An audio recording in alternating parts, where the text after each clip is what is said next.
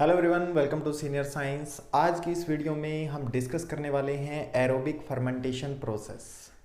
Aerobic fermentation process एक ऐसी process है, वीडियो के स्टार्ट होने से पहले मैं थोड़ा सा आपको बता दूं कि जो प्रीवियस वीडियो रही हैं हमारी, हमने different type of fermentation process के बारे में रीड किया है या उनके बारे में हमने स्टडी किया।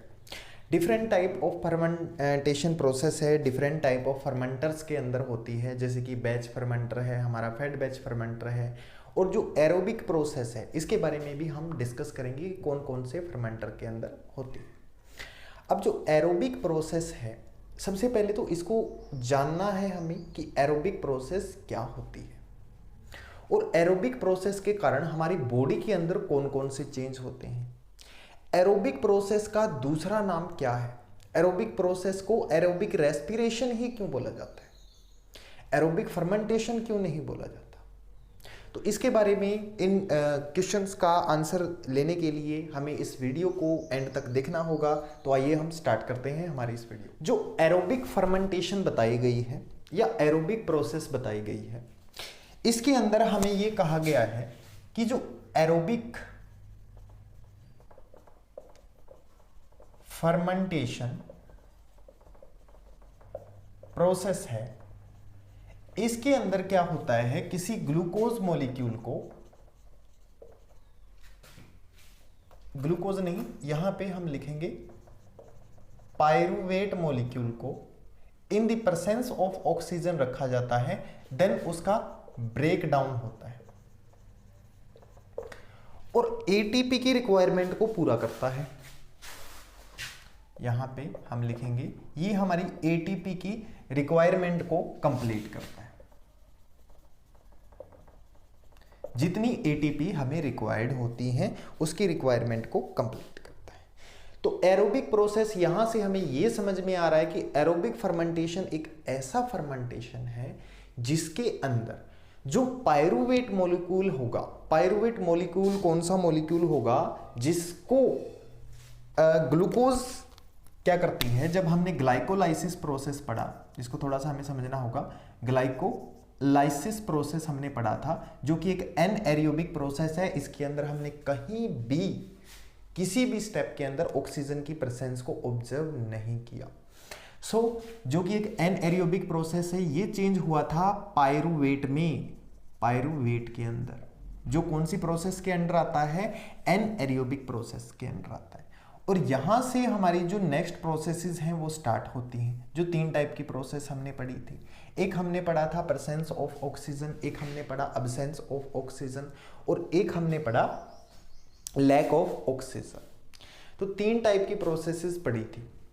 इसको भी हम थोड़ा सा डिटेल में करते हैं। जैसे कि पायरुवेट, अगर प्रेजेंस ऑफ ऑक्सीजन रखा जाए, बाकी दो की बात नहीं कर रहा मैं, एक और चलो ले ही लेते हैं, लैक ऑफ O2। ये किसके अंदर होता है? ये अगर प्रेजेंस ऑफ ऑक्सीजन आ गई तो हमारी मसल के अंदर माइटोकॉन्ड्रिया प्रेजेंट होता है, उसके अंदर होगा ये, माइटोकॉन्ड्रिया के अंदर, और प्रोडक्ट की फॉर्म के अंदर CO2 प्लस एनर्जी निकलेंगी, ये चीज होगी। तो ये बताया गया कि भैया ऐसा ऐसा होगा। पहले जो एनएरोबिक प्रोसेस है ये साइटोप्लाज्म के अंदर हो रही है, इतनी प्रोसेस ये कहां पे हो रही है? साइटोप्लाज्म के अंदर हो रही है, बॉडी के अंदर। ऐसा हमने 10th क्लास के अंदर पढ़ा था, ये वाला जो स्टेप है, ऐसा हमने 10th क्लास के अंदर पढ़ा था लाइफ प्रोसेस के अंदर। जो 10th क्लास के अंदर हमने पढ़ा कि जो इतनी प्रोसेस है ग्लाइकोलाइसिस प्रोसेस के अंदर, ग्लूकोज से पायरुवेट बनने की जो प्रोसेस है, ये सिर्फ साइटोप्लाज्म के अंदर हो रही है। अब इसके आगे की जो प्रोसेस है, जैसे कि O2, in the presence of O2 pyruvate का ब्रेक डाउन हो रहा है माइटोकॉन्ड्रिया के अंदर। सेल के अंदर माइटोकॉन्ड्रिया होता है, जो एनर्जी हाउस बोलते हैं, जिसको एटीपी स्टोर करके रखता है, और वहीं पे एटीपी की रिक्वायरमेंट होती है। तो दूसरा स्टेप यहां पे हो रहा है, जो फाइनल प्रोडक्ट क्या देता है? CO2 और एनर्जी, कार्बन डाइऑक्साइड और एनर्जी बनती है फाइनल प्रोडक्ट के रूप के अंदर। अगर मैं बात करूं लैक ऑफ ऑक्सीजन हो जाती है, लैक ऑफ ऑक्सीजन हो जाती है, तो वहां पे हमें लैक्टिक एसिड देखने को मिलता है, लैक्टिक एसिड प्लस एनर्जी। और लैक्टिक एसिड के कारण मसल के अंदर क्या होता है? फैटीग होता है। फैटीग मतलब थकावट, थकान, टायर्डनेस, एक टायर्डनेस सी फील करते हैं। और लैक्टिक एसिड नॉर्मली किसके अंदर मिलता है? दही के अंदर, और दही खाने के बाद इंसान को नींद आती है, टायर्डनेस सी फील होती है ना जैसे, ठीक है। तो लैक्टिक एसिड बनने के बाद क्या होता है? एनर्जी निकलती है और इंसान कैसा फील करता है? फैटीग, मसल फैटीग हो जाता है, थकावट आ जाती है मसल के अंदर। और ये किस कारण होता है? लैक ऑफ ऑक्सीजन के कारण होता है। तो सबसे पहली एसेंशियल चीज है कि एरियोबिक प्रोसेस के अंदर देखा गया कि O2 की रिक्वायरमेंट एसेंशियल है। और क्यों एसेंशियल है? क्योंकि यहाँ पे ATP निकलना बहुत ज़्यादा जरूरी है। ATP का निकलना बहुत ज़्यादा जरूरी है। अब ATP नहीं निकलेंगे तो ATP की रिक्वायरमेंट पूरी नहीं हो पाएगी, जहाँ पे मोर और मोर रेस्पिरेशन करना पड़ेगा। जितना ज़्यादा रेस्पिरेशन और उतनी ही ज़्यादा ATP की रिक्वायरमेंट डिमांड बढ़ती जाएगी।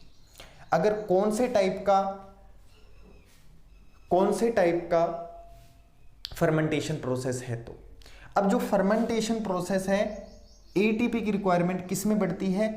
एनएरोबिक फर्मेंटेशन के अंदर। एनएरोबिक फर्मेंटेशन के अंदर हमने क्या पढ़ा था? एनएरोबिक फर्मेंटेशन के अंदर हमने पढ़ा था जो कि ग्लूकोज मॉलिक्यूल है वो in the absence of oxygen उसका ब्रेक डाउन हो जाता है। उसका ब्रेक डाउन होने के बाद वो चेंज हो जाता है in the form of alcohol और फर्मेंटेड प्रोडक्ट, या फिर कोई रिक्वायर्ड प्रोडक्ट होता है उसके अंदर चेंज हो जाता है। इसके लिए हमने कुछ स्पेशलाइज्ड बैक्टीरिया की भी बात की थी, स्पेशलाइज्ड माइक्रो ऑर्गेनिज्म भी उनके लिए चाहिए थे।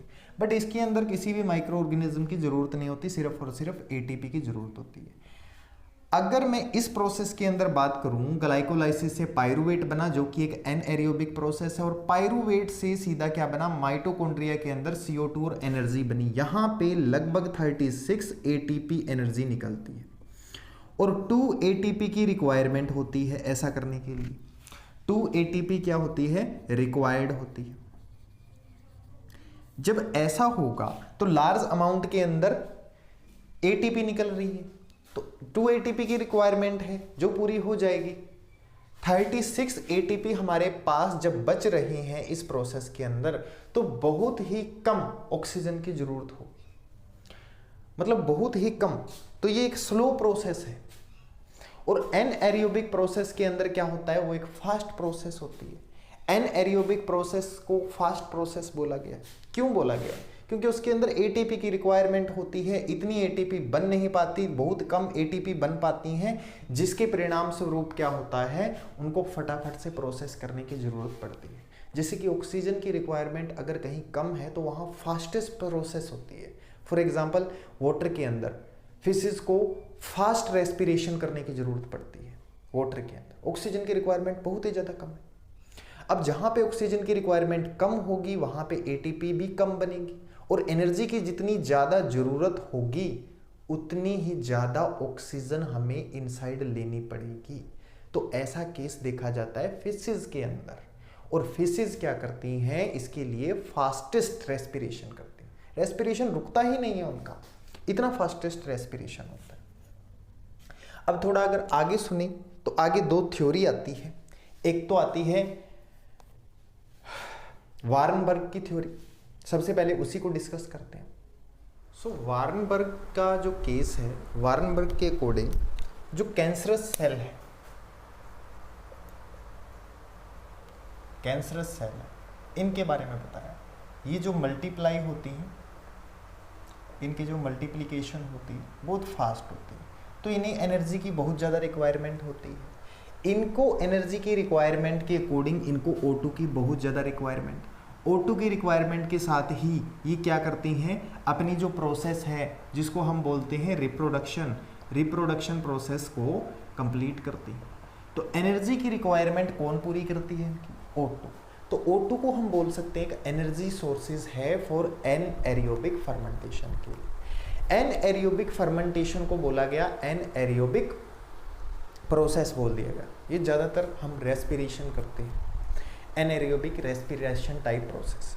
जैसे कि हम सांस लेते हैं, सांस लेते ही हमारे अंदर एनर्जी की रिक्वायरमेंट पूरी हो पाती है, एनर्जी निकलती है, फूड और ग्लूकोज का ब्रेकडाउन होता है, एनर्जी निकलती है वहाँ से, और उस एनर्जी को हमारी बॉडी ले लेती है, एब्जॉर्प्शन हो जाती है, माइटोकॉन्ड्रिया रिसीव कर लेती है, और वहाँ से CO2 बनती है और एनर्जी निकल के आती है। तो ऐसी प्रोसेस को क्या बोला गया, एरियोबिक प्रोसेस को रेस्पिरेशन प्रोसेस भी बोल दिया गया, जो कि ह्यूमन के अंदर है या एनिमल्स के अंदर है, ये नाइट टाइम के अंदर सम प्लांट्स के अंदर भी देखने को मिलती है, या तो ह्यूमन के अंदर मिलती है, ह्यूमन का केस है ऐसा, या फिर एनिमल्स है, एनिमल्स के अंदर ऐसा देखने को मिलता है।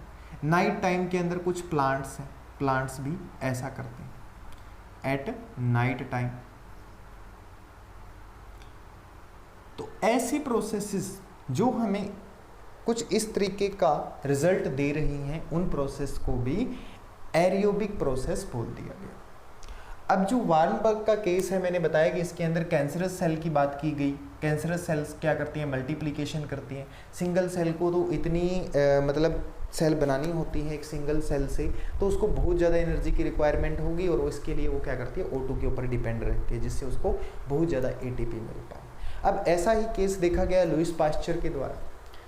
पास्चर ने देखा कि जो सिंगल सेल है या फर्मेंटेशन प्रोसेस के दौरान देखा, अगर बैक्टीरिया जो कर रहे थे फर्मेंटेशन प्रोसेस, उनको O2 के प्रेजेंस में रख दिया जाए तो उनको एनर्जी की रिक्वायरमेंट बहुत ही कम रहती है, बहुत ही कम उनको एनर्जी की रिक्वायरमेंट रहती है। बट अगर in case of an anaerobic process उनको रखा जाता है तो एनर्जी की रिक्वायरमेंट ज़्यादा रहती है, क्योंकि O2 के अंदर वो क्या करते हैं, एनर्जी ज़्यादा बना लेते हैं अपने आप ही। उनको अब एनर्जी की रिक्वायरमेंट रहेगी नहीं, तो एनर्जी के ऊपर बाहर से डिपेंड रहेंगे नहीं। ऐसा केस देखा गया। तो इनके बारे में थोड़ा सा कुछ दे रखा है, ज़्यादा नहीं है। लुईस पास्चर के बारे में है और वार्नबर्ग के बारे में, दोनों के बारे में। अब इन दोनों का केस स्टडी करने के बाद मुझे एक छोटा सा केस और डिस्कस करना है। जैसे कि एप्लीकेशन की बात करते हैं हम सबसे पहले। एरियोबिक प्रोसेस के अंदर अगर एप्लीकेशन की बात की जाए, एप्लीकेशन के अंदर एरियोबिक प्रोसेस बताती है एप्लीकेशंस।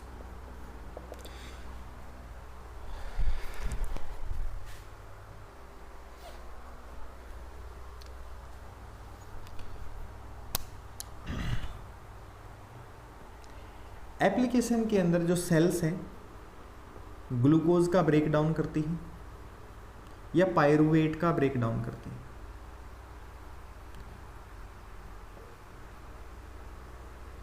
पायरुवेट का ब्रेक डाउन होता है in the presence of O2। बहुत सारी इंडस्ट्रियल स्केल के ऊपर इसका यूज़ किया जाता है, इंडस्ट्रियल स्केल के ऊपर इसका यूज़ किया जाता है एरोबिक फर्मेंटेशन का। कार्बन डाइऑक्साइड बनाने के लिए यूज़ किया जाता है, एरोबिक फर्मेंटेशन का ही यूज़ होता है, मेनली एरोबिक फर्मेंटेशन ही यूज़फुल है वहाँ पर। अब अगर एडवांटेजेस सेम है सब कुछ, एडवांटेजेस की बात करें, एडवांटेजेस भी यही कहते हैं कि ATP की मोर रिक्वायरमेंट के लिए एडवांटेजेस इसकी, अगर मैं अकेला अकेला लिखूंगा तो बहुत ज़्यादा टाइम लगेगा, इसलिए मैं थोड़ा सा वीडियो को शॉर्ट करने के लिए ऐसा कर रहा हूँ। एडवांटेजेस के अंदर भी वही बताया गया है कि इसके अंदर जो ATP की रिक्वायरमेंट होती है वो बहुत ज़्यादा होती है। एडवांटेजेस यही है, सॉरी ATP की रिक्वायरमेंट कम होती है और ATP बनती बहुत ज़्यादा है, तो एनर्जी रिक्वायरमेंट है। डिसएडवांटेजेस में यही बताया गया है कि अगर लैक ऑफ ऑक्सीजन हो जाता है, in case of lack of oxygen, तो वहाँ पर ये देखने को हमें मिलता है कि लैक्टिक एसिड बनता है या फिर अल्कोहल की फॉर्मेशन हो जाती है, प्रोडक्ट चेंज हो जाता है। तो ऐसी टाइप की फर्मेंटेशन को फिर हम एरोबिक फर्मेंटेशन नहीं बोलेंगे, उसको फिर हम एनएरोबिक फर्मेंटेशन बोल देते हैं। सिर्फ एक बताया गया है डिसएडवांटेजेस के अंदर। एडवांटेजेस के अंदर 2 या 3 स्टेप बताए गए हैं, तीनों एनर्जी के ऊपर ही है टोटली, की एनर्जी की रिक्वायरमेंट होती है। O2 मोर एनर्जी प्रोवाइड करती है, ATP ज़्यादा बनती है, जो मैंने आपको बता दी 36 ATP बनती है, जिनमें से 2 की रिक्वायरमेंट होती है, ठीक है, और वो यूज़ हो जाती है, वो स्टोर कर लेते हैं। मतलब मोर एनर्जी, जितनी ज़्यादा एनर्जी निकलेगी उतनी ही कम सेल का डाइजेशन हो पाएगा। फर्मेंटेशन प्रोसेस के अंदर अगर हम फर्मेंटर की बात करें, अभी मेरे को एक छोटा सा केस याद आ गया फर्मेंटर का। तो फर्मेंटर की अगर हम बात करें, इसके अंदर फर्मेंटर कौन कौन से यूज़ होते हैं? एयर फर्मेंटर यूज़ होते हैं, बबल फर्मेंटर यूज़ होते हैं इसके अंदर फर्मेंटेशन के, एरोबिक फर्मेंटेशन के लिए। इन फर्मेंटर के बेस के अंदर एक सिस्टम लगा होता है जिसको हम बोलते हैं स्पार्जर सिस्टम। और वो स्पार्जर सिस्टम क्या करता है, नीचे से एयर को प्रोवाइड करता है। बबल फर्मेंटर के अंदर की बात करें या एयर लिफ्ट फर्मेंटर की बात करें, तो वो स्पार्जर सिस्टम क्या करता है, इसके लिए एयर प्रोवाइड करता है, जो कि एरोबिक प्रोसेस के लिए ज़रूरी है। कुछ बैक्टीरिया ऐसे होते हैं, सम बैक्टीरिया, जिनको रिक्वायरमेंट होती है फुल्ली ऑक्सीजन की for the reproduction process. Reproduction process के लिए कुछ बैक्टीरिया है, बैक्टीरिया डिपेंड रहते हैं O2 के ऊपर उनकी रिप्रोडक्शन के लिए।